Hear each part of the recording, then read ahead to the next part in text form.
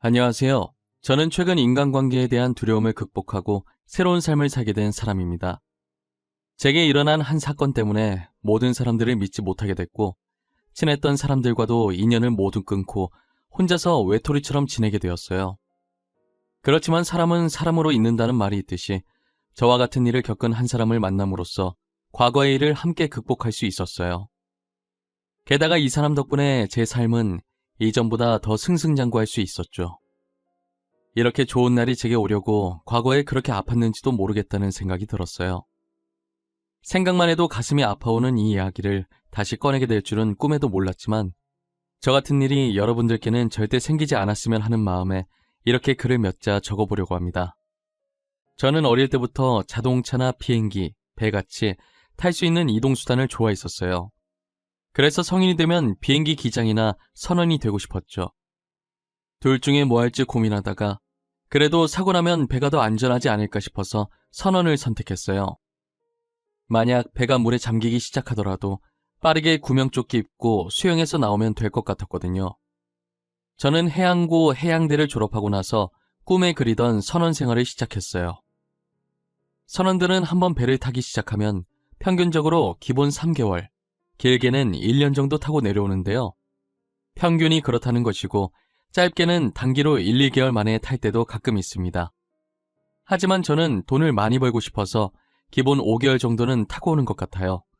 대신 집에 아내가 혼자 있어서 괜히 걱정되는 마음에 1년은 넘긴 적이 없어요. 매번 타는 거지만 탈 때마다 집에 혼자 남아있을 아내가 걱정이 되더라고요. 아내는 그런 저를 보고 정말 주책이라고, 자기도 다 큰 성인인데 알아서 잘한다고, 어린애 아니니까 창피하게 괜한 걱정 좀 하지 말라고 다그치더라고요. 그래도 이렇게 여린 사람을 혼자 두고 가려니 너무 걱정이라고 입을 삐죽거리면 싫지 않은 듯 살짝 웃으면서 가볍게 제 어깨를 툭 하고 치더라고요. 가끔 이런 모습을 저희 어머니께서 보시면 아직도 신혼이라면서 저희 둘 다 꼴값이라고 혀를 차십니다. 저희 어머니 말씀처럼 제가 한번 집을 나가면 몇 개월간 배를 타고 오다 보니 배에 내려서 오랜만에 만나면 여전히 연애하는 기분으로 신혼 분위기를 내고 있어요. 한두 달 뜨겁게 사랑하고 다시 몇 개월간 배에 올라타서 떨어져 지내고, 이런 생활을 계속 반복하는 거죠. 몸은 멀리 떨어져 있지만 그래도 작업 시간을 제외한 나머지 시간엔 틈틈이 아내와 통화를 하곤 해요. 전화하는 시간만 되면 둘이서 얼마나 애틋한지 마치 로미오와 줄리엣 같다고나 할까요? 저번에는 배가 해외까지 나갔어야 하는 일이 있어서 1년 가까이 타고 내려서 2달 정도 쉴 수 있었는데, 처음으로 오랜 기간 동안 떨어져 있어서 그런지 그때는 유독 애틋해지더라고요. 2달 쉬고 나면 바로 또 5개월 정도 배를 타야 해서 그동안 저희 부부는 1시간도 떨어지지 않았어요. 그렇게 2달이라는 시간은 눈 깜짝할 사이에 지나가 버렸고 저는 다시 배에 올라탔습니다. 이번에도 그렇듯 배를 타고 있는 동안 아내와 전화를 안 한 적이 한 번도 없었어요. 힘든 작업을 마치고 씻자마자 잘 준비는 안 하고 아내에게 전화를 걸었어요. 아내는 있었던 일들을 조잘조잘 얘기하는데 저는 그 얘기를 듣는 시간이 제일 행복했어요. 아내 목소리를 듣고 있으면 그날 있었던 피로가 정말 눈 녹듯 사라져버렸죠. 가끔 작업이 많아서 엄청 피곤한 날엔 아내 목소리를 자장가 삼아 들으면서 잘 때도 있어요. 제가 어느 순간부터 아내 말에 대답이 없으면 아내는 잠들었다는 걸 알아차리고 알아서 전화를 끊었어요.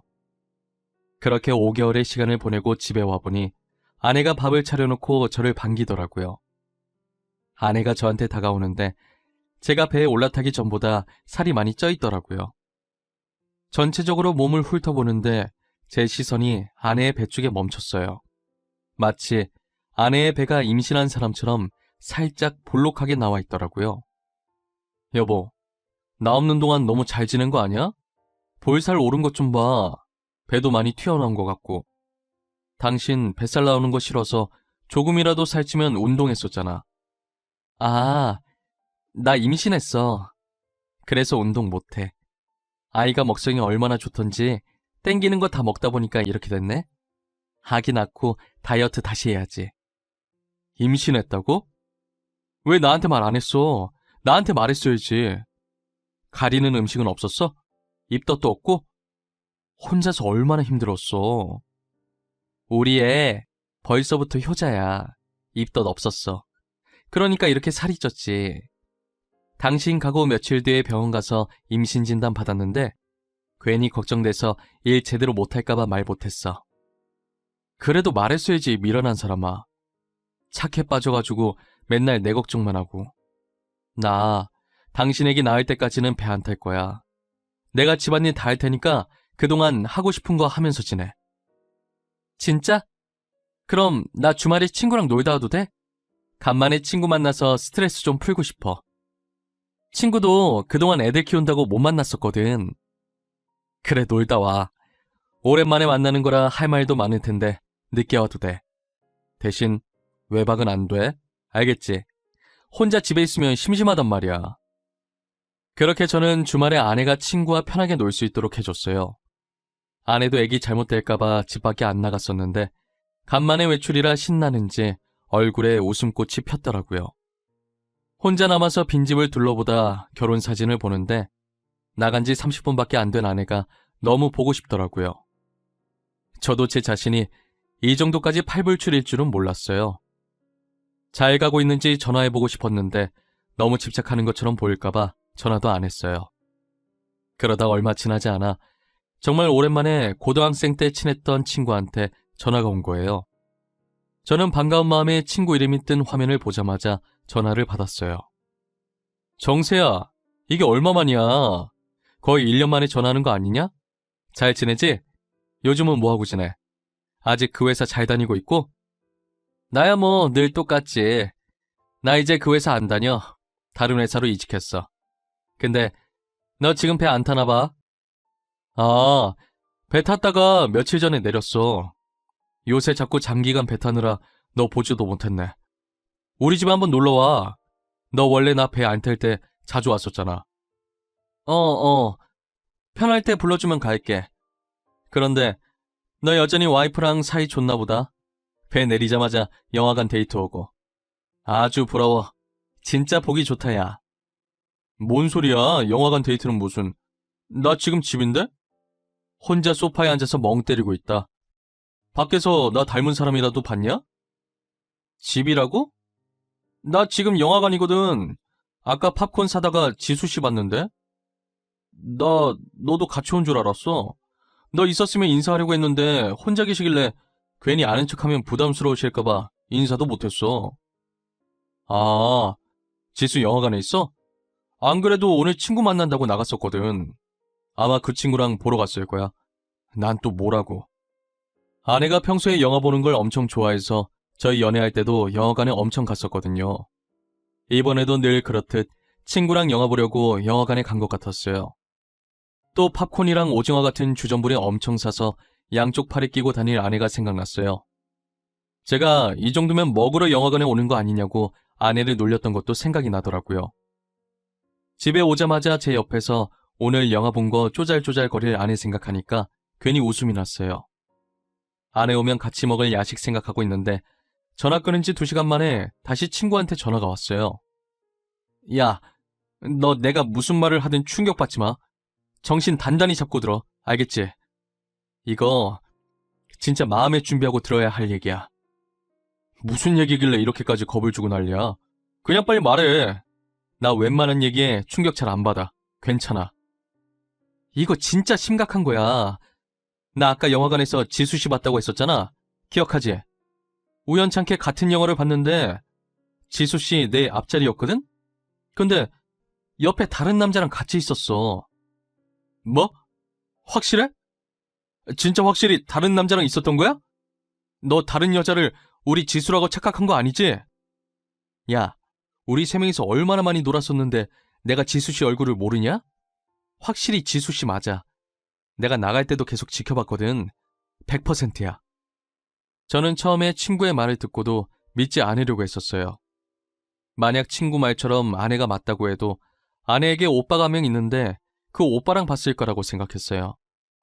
드라마처럼 불륜이 아니라 친구 만나기 전에 잠시 친오빠랑 영화 본 거라고 머릿속으로 계속 되뇌었어요.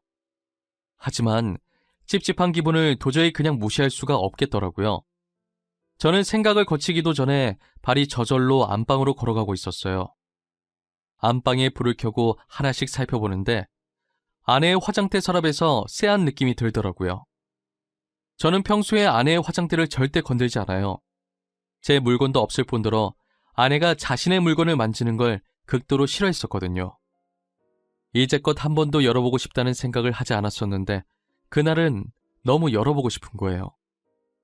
고민할 것도 없이 아내의 화장대 서랍을 하나씩 열어봤어요. 서랍이 총 3칸인데 제일 윗칸은 주얼리들, 그 밑칸은 포장지도 뜯지 않은 새 화장품들이 있더라고요. 그리고 마지막 칸을 떨리는 손으로 천천히 열기 시작했어요.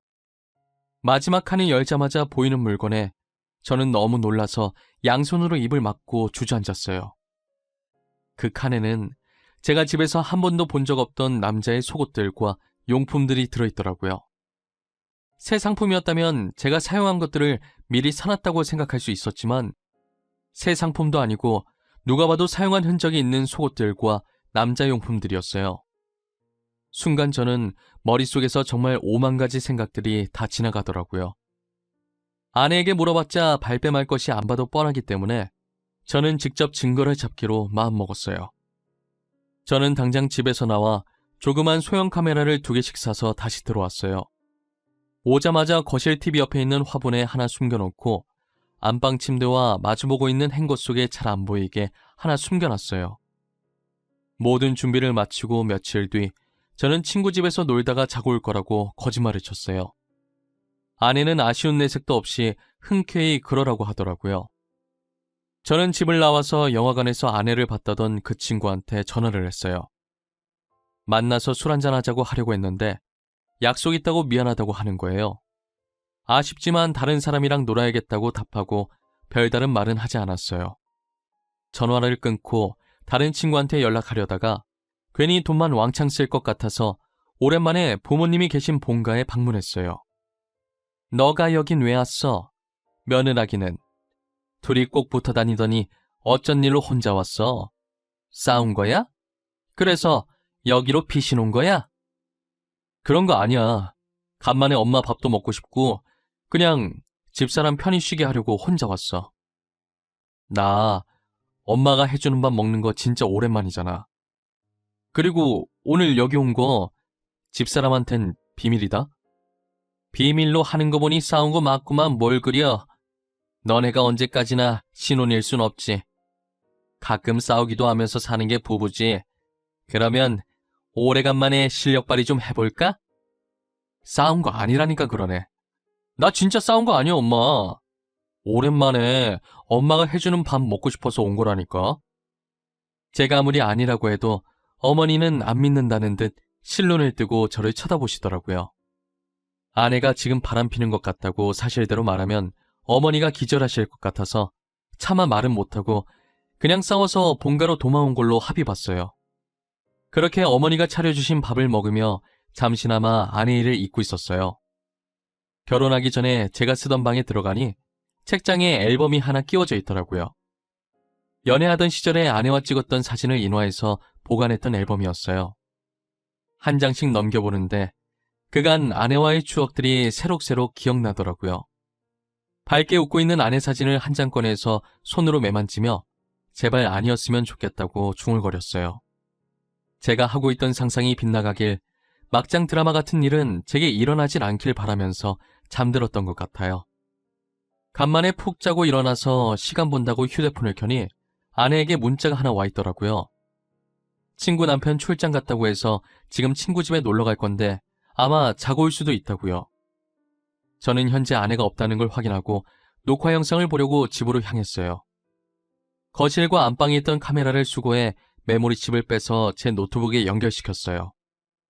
제가 카메라를 설치하고 얼굴이 잘 나오는지 확인을 했어야 했는데 도둑질도 해본 사람이 하는 거라고 설치만 해놓고 잘 나오는지 확인을 안 한 거예요.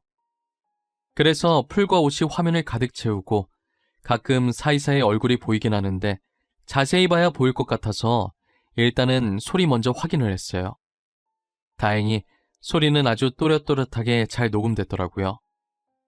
역시나 저 없는 동안 내연남을 저희 집으로 불렀고 거실 소파에 앉아 둘이서 꽁냥꽁냥 거리는 거예요. 안방 영상을 확인하니 애정행각하는 장면이 적나라하게 다 담겨 있었어요. 화가 나서 온몸이 식어가고 손은 부들부들 떨리기 시작하는 거예요. 그런데 남자 목소리가 어디서 들어본 적 있는 듯 굉장히 낯이 익었어요. 누구일까 곰곰이 생각하고 있던 와중에 아내가 내 연남 이름을 부르더라고요. 정세 씨 와이프 내일부터 집에 없다고 그랬나? 그럼 내일은 내가 정세 씨 집으로 갈까? 우리 남편 언제 집에 올지 모르니까 아침 일찍 정세 씨 집으로 넘어가자. 그럴까? 나는 상관없는데 당신 일찍 일어날 수 있겠어? 우리 애기 가지고 나서 잠도 많아졌잖아. 아니야, 일어날 수 있어. 임신 초기엔 일찍 못 일어났는데 요즘은 잘 일어나. 아참, 우리 애기 아들이라던데 당신 닮았으면 되게 잘생겼겠지? 당신 닮은 이쁘장한 아들이 태어날 수도 있지. 그래도 난 딸이었으면 했는데 조금 아쉽다. 아들 서운해, 그러지 마. 난 딸이든 아들이든 당신 애라서 그런지 뭐든지 다 소중해. 빨리 우리 애기 만나고 싶다. 이름은 뭐로 하지? 아내 입에서 나온 이름은 다름 아닌 영화관에서 아내를 봤다고 했던 제 친구였는데요. 상간남이 제 친구였던 것도 충격이었는데 뱃속의 아이까지 제 애가 아니었다는 사실에 저 둘을 어떻게 해야 좋을지 이가 바득바득 갈리더라고요. 자기가 제 아내랑 눈 맞아놓고 어떻게 뻔뻔하게 아무것도 모르는 사람 마냥 저한테 전화해서 아내가 바람피는 것 같다고 말할 수가 있는지 이해가 안 갔었어요. 더구나 제 친구도 유부남이었고 친구 아내가 집에 없는 이유가 출산 때문에 산후조리원에 들어가서 그런 걸로 알고 있었거든요. 저는 길거리에 굴러다니는 쓰레기만도 못한 저 두 사람을 처참하게 짓밟고 싶었어요. 소리만 녹화된 영상으로는 안 될 것 같아서 확실히 얼굴이 잘 보이게 카메라를 다시 제대로 설치하고 며칠 뒤 친구 집에 간다는 핑계를 대고 한 번 더 외박을 했어요. 아내는 제 기대를 저버리지 않고 또다시 친구를 저희 집으로 불렀어요. 이번엔 저번과 다르게 얼굴이 선명하게 제대로 잘 녹화가 됐더라고요. 그리고 녹화본을 가지고 친구의 아내를 찾아갔어요. 소은 씨, 일단 제가 주는 청심환부터 먼저 드시고 제가 하는 말 잘 들으세요. 몸조리 끝난 지 얼마 안 되셨는데 이런 말 드리기 정말 죄송합니다. 혹시 저희 남편 얘기예요? 얼마나 심각한 얘기길래 청심환까지 먹이고... 어디서부터 어떻게 말해야 할지 모르겠는데 사실 정재랑 제 집사람이 바람을 피고 있는 것 같아요. 역시 그랬군요. 저도 상대가 누군지는 몰라도 남편이 바람 피고 있다는 거 어느 정도 예상은 하고 있었어요. 그래서 그런지 별로 놀랍지도 않네요. 친구의 아내에게 조심스럽게 말을 꺼냈는데 이미 아내분은 친구의 외도를 눈치채고 있었더라고요. 하지만 아빠나 엄마 없는 아이 만들고 싶지 않아서 아무것도 하지 않은 채 혼자서 참고 있었대요. 저는 아내분이 잘못한 건 전혀 없으니 더 이상 죄인처럼 혼자 참고 살지 않았으면 하는 마음에 제가 가지고 왔던 녹화본들을 틀어주었어요. 녹화본들을 다 보고선 할 말을 잃으신 건지 입을 틀어막은 채 하염없이 눈물만 흘리시더라고요. 그런 아내분한테 약해지면 안 된다고 마음 단단히 먹고 그들과 맞서자고 했어요. 처음엔 울면서 고개를 절레절레 흔드시더니 몇 분 후 결심하셨는지 저를 쳐다보시는 거예요. 같이 싸우겠다고 물어보니 그렇게 하겠다고 자기가 뭐부터 하면 되냐고 하시더라고요. 저는 아무것도 할 것 없다고 이미 증거는 충분해서 모아둔 자료들 다 넘길 테니 이혼 소송이랑 상간녀 소송할 준비만 하라고 했어요. 저와 친구의 아내는 증거 자료를 챙겨서 이혼 소송과 상간녀 소송을 진행했어요. 집으로 소장이 날라올 때까지 아무것도 모르는 척 평상시처럼 행동했죠. 소장이 날라오던 날 아내의 표정을 아직도 잊을 수가 없어요. 얼굴이 울그락불그락해져서는 우편으로 받은 서류를 제 얼굴에 던지더라고요. 이거 뭐야? 이혼 소송? 내가 왜 당신이랑 이혼을 해? 당신 미쳤어? 내가 당신한테 뭘 잘못했는데? 방귀 낀 놈이 성낸다더니 어쩜 그렇게 뻔뻔한지. 이혼 소송장 날라온 거 보면 사태 파악이 안 되니? 상간녀 소송장도 받아봐야 알아차리려나? 상간녀 소송? 그게 무슨 말이야? 내가 상간녀 소송을 왜 당해? 그거 바람 피는 사람들만 당하는 거잖아. 근데 내가 왜 당하냐고. 눈치가 없는 거야, 눈치가 없는 척하는 거야? 네가 바람을 폈으니까 당하겠지. 아마 정세도 이혼 소송장에 상간남 소송장도 받았을 거야. 누가 벨 누르네. 당신 상간녀 소송장 왔나 보다. 저는 아내에게 여유롭게 웃어주며 우편물을 받으러 나갔어요. 제가 했던 말처럼 상간녀 소송장이 배송 왔더라고요. 받은 서류를 아내 손에 꼭 쥐어주면서 그거 들고 내 집에서 당장 나가라고 했어요. 아내는 서류가 우그러질 때까지 주먹을 쥐고 온몸을 떨면서 저를 째려보더라고요. 나갈 생각도 안 하고 우두커니 서 있길래 손수 제가 직접 아내 짐을 싸기 시작했어요. 그리고 아내 화장대를 가리키면서 제일 마지막 칸에 있는 남자 속옷들도 챙겨줘야 하냐고 물으니 쿵쿵거리며 저한테 다가와서 양손으로 제 멱살을 잡고 소리를 지르더라고요. 저는 제 멱살을 잡고 있는 아내의 손을 떼고 그 손에 짐이 든 가방을 쥐어줬어요. 그리고 바람난 친구에게 전화를 걸어 지금 당장 아내를 데리고 가라고 얘기했죠. 친구에겐 아직 우편물이 도착하지 않았는지 어색하게 웃으면서 그게 무슨 소리냐고 황당해하더라고요. 당장 2년 데리고 가라고. 내 말 못 알아들어? 다시 말해줘? 나 다 알고 있으니까 내 눈앞에 있는 네 내연녀 데리고 가라고. 성환아, 일단 진정해. 진정하고 내 말 좀 들어봐. 우리 그런 사이 아니야.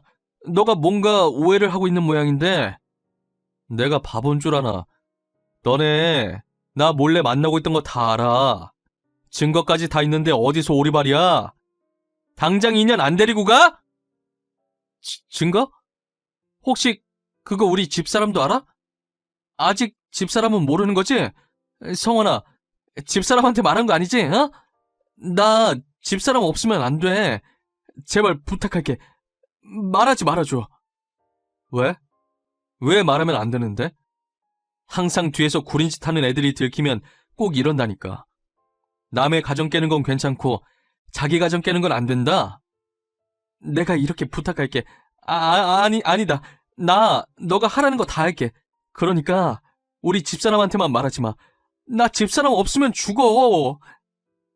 너네 집엔 아직 소송장 안 갔나 보다. 아마 오늘 안에 도착할 거야. 위자료나 준비해놓고 있어. 그리고 이거 스피커폰이라 네 내연녀 지금 이거 듣고 울고 있네. 꼴 보기 싫으니까 당장 데리고 가. 저는 친구에게 당장 저희 집에 있는 자신의 상간녀를 데리고 가라는 말만 하고 전화를 끊어버렸어요. 모든 대화를 듣고 있던 아내는 자신의 아내 없으면 안 된다는 친구의 말을 듣고 본처를 선택한 친구에 대한 배신감과 자신이 버려졌다는 처량함에 눈물만 흘리고 있더라고요. 그러더니 갑자기 뱃속에 있는 애 핑계를 대면서 제게 매달리기 시작하는 거예요. 저의 바지가랑이를 붙잡고 뱃속에 있는 애가 제 애라고 하면서 아빠 없는 아이로 만들어야겠냐고 악에 받쳐서 소리를 지르더라고요. 제가 친구 애를 가진 사실까지는 모르는 줄 알고 그랬던 것 같아요. 저는 끝까지 뻔뻔하게 나오는 아내를 보니 치가 떨리더라고요. 안 나가려고 계속 버티고 있는 아내를 끌어내서 집 밖으로 내보냈어요. 제가 안쪽에서 잠금 장치를 걸어놔서 비밀번호를 눌러도 안 열리자 문이 부서질 정도로 두드리는데 문 두드리는 소리에 주민이 시끄럽다고 경찰에 신고를 했더라고요. 결국 아내는 경찰 손에 이끌려서 나갔는지 문 두드리는 소리가 멈추고 집안이 조용해졌어요. 저는 아내와 이혼하고 위자료 문제까지 해결한 후에 소식을 끊고 살았어요. 제 친구들도 이 사실을 알게 되고 친구와의 만남을 일체 가지지 않았다고 했어요. 저처럼 자신들의 아내도 친구에게 뺏길 수 있을 것 같다는 생각이 들었겠죠. 저와 친구의 전처는 따로 만나서 술 한잔을 기울이며 이런저런 이야기를 했어요. 친구가 그렇게까지 자신의 전처에게 매달리는 데에는 다 이유가 있었더라고요. 저번에 다른 회사로 이직했다는 게 알고 보니 자신의 전처가 차려준 회사였던 거예요. 친구 전체의 집안은 돈이 굉장히 넘치도록 많은 부자였는데요. 그렇다고 해서 기세등등하지 않고 굉장히 겸손하고 돈 많다고 돈부심을 부리지도 않았어요. 그래서 사람들한테 자주 속아서 배신도 많이 당했다고 들었거든요. 부잣집 딸인 전처를 놓치긴 싫은데 너무 착해서 같이 살기엔 재미가 없고 그러다 자주 만나던 제 전 아내와 잘 맞아서 바람이 난 거죠. 저 같았으면 어차피 돈 많으니 남편 없이 잘 살 수 있다고 바로 이혼했을 텐데 친구의 본처는 너무 착해서 그러지 못했던 거예요. 이혼을 결심하게 되니 고생 좀 해보라는 식으로 아이까지 보내게 됐다고 하더라고요. 저도 한때 이혼 소송으로 법정에 가서 전 아내랑 마주쳤을 때 왜 그랬냐고 하니 전 아내도 외로워서 바람을 폈는데 제가 벌어오는 돈 때문에 저를 놓기는 싫었다고 했었어요. 친구도 전 아내도 결국은 돈 때문에 각자 배우자들을 못 놓고 위험한 만남을 이어갔던 거죠. 그러다 친구의 이기심으로 괜히 아내한테만 잘못 뒤집어 씌워서 이혼시키고 자기는 상대의 남편이 찾아오는 일 없게 편하게 만나려고 그때 영화관에서 저한테 전화를 한 거였어요. 결국은 자기 꾀에 넘어가서 자신들이 된통 당하게 됐지만요. 저는 이제 그들이 어떻게 살든 궁금하지도 않고 전혀 신경 쓰이지가 않아요. 그건 친구의 전처도 마찬가지인 것 같고요. 처음엔 믿었던 친구한테 배신을 당하고 보니 세상에 믿을 사람이 전혀 없다는 걸 알았고 그 뒤로 누군가를 만나는 게 점점 두려워져서 이혼 후에 친구 관계도 다 끊어냈었어요. 나오지 않으려고 혼자 집에 틀어박혀서 숨어있는 제게 손을 내밀어 준 건 친구의 전처였어요. 자신에게 이혼할 수 있는 용기를 줘서 고맙다고 이젠 자신이 제게 용기를 줘야 할 때인 것 같다면서요. 언제든 제가 숨을 것 같은 낌새가 보이면 어떻게 눈치채고 못 숨어버리게 막더라고요. 그렇게 저는 그 사람 덕분에 지금은 많이 좋아져서 다시 예전처럼 친구들을 만나고 있어요. 이혼 후 이제껏 그들의 소식을 듣지 못했는데 제 동창 중에 한 명이 어쩌다 소식을 듣게 됐나 봐요. 이혼하고 나서 뱃속의 아이 때문에 둘이서 결혼했었는데 아이는 스트레스 때문에 유산을 했다더라고요. 결국 전 아내는 자신의 아이도 잃고 졸지에 피 한 방울 안 섞인 제 친구의 아이를 키우고 있는 거죠. 그리고 둘 다 돈도 없어서 무너질 듯한 단칸방에서 겨우겨우 지낸다고 하더라고요. 지금까지 자신들이 지은 죄들을 그렇게 벌받고 있는 것 같았어요. 저희는 이제 그 말을 듣고도 무덤덤하게 넘어갈 수 있을 만큼 많이 무뎌졌더라고요. 그들이 힘들게 산다고 해도 딱히 불쌍하다는 생각도 들지 않았어요. 오히려 제 인생을 제대로 살아볼 수 있게 만들어줘서 고맙다는 생각이 들었어요. 그리고 그들 덕분에 정말 좋은 사람을 한 명 얻게 되었거든요. 여러분도 예상했을지 모르겠지만 그건 바로 친구의 전처인데요. 이제 몇 주만 지나면 제 아내가 될 사람이기도 하죠. 서로 아픔을 위로해 주다 보니 결국 이렇게까지 됐네요. 처음엔 저희도 서로에게 호감을 느끼면서 이건 아닌 것 같다는 생각을 했는데 주변에서 친구와 전 아내처럼 나쁘게 만난 것도 아니고 뭐가 문제냐고 하더라고요. 오히려 잘된 일이라면서 잘 어울린다고 응원해 주는 거예요. 그래서 용기를 가지고 만남을 시작했는데 결혼이라는 아름다운 끝매듭을 짓게 됐네요. 그리고 저는 지금의 아내를 만난 뒤로 제가 하는 일마다 다 잘 풀리더라고요. 꼭 귀인이 제 곁에 와준 것만 같아서 지금 누구보다도 행복하고 좋아요. 저희가 이렇게 행복한 만큼 이제 그들도 정신 차리고 행복해졌으면 좋겠네요. 제 사연은 여기서 마치도록 할게요. 이야기를 들어주신 모든 분들 올해는 꼭 하고 싶은 일 다 하시면서 사시길 바랄게요. 감사합니다.